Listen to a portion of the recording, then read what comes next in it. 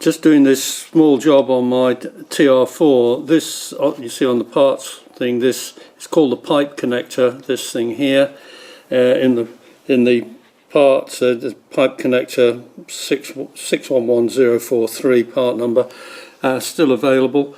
I noticed that I was getting a drip on the inside of the car on the footwell, and when I took out the old one, it's a good reason for it dripping. Obviously it's over 60 years old, this, so it's done very well, but it's come to the end of its life. But fortunately I got a brand new one from Moss. It's all been flash chromed, soldered together, so it should be fine for another 60 years. You can get them in stainless apparently, obviously a bit more, but if that one lasted 60, it'll outlive me for sure. So this is right. When you're assembling, putting in the new components, you see this way up, the one with the bend comes to the top. This is viewing from the inside of the vehicle. The top hose, you'll see from the diagram, that the top hose is the one that is connected to the valve on the top of the cylinder head. So that comes in through there. You've got the bend on the top, and that goes to the long hose, which goes to the bottom of the heater. Obviously that way the shorter one goes to the other side, but that's the way round. The bend is for the top, but the hose goes to the bottom of the heater. There's the new one in place, starting to get the fixings. Difficult to get a screwdriver in. I've had to use a very long one to get in there, but starting to tighten up.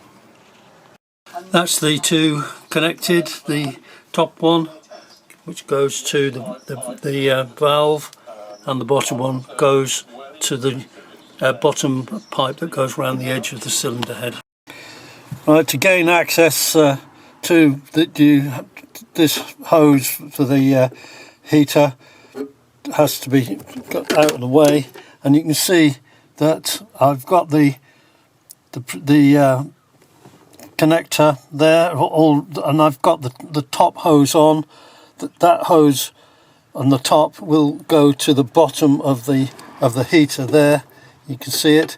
I've just very difficult to get in, but it's pushed right home there, and I'm ready to tighten up on this to get it in, but very awkward. Once that was in, this one, which I've tucked behind this one, will come over the top to get connected to this here. That's the second hose. This gives me an opportunity to use this tool, which is for just tightening up hose clips. It sits over the top. I'll just take it off, and it's just got an end, the screwdriver, flat across type screwdriver with a guide, and it just slips on, and it makes life very easy if you're in an awkward position. Makes it very easy, so I'll use that to put the hose clips on. So now I'm using the tool just to do the bottom hose there, just to tighten it up. Just turn it around till it slots in. There it goes. Now just tighten it up. That gives you a good idea of the right tension, and that is tightened up now, and that's it. That is lovely. Everything is tight, and the hose is in the right position. The bottom one goes up to the top, and the top one goes to the bottom, so out of the way. Just going to tidy up my wiring, and then fill up with water and test the engine. That's it. All the hoses back in. Bit dark in here. All the hoses back in, and the heater hose back. So all ready for reconnection.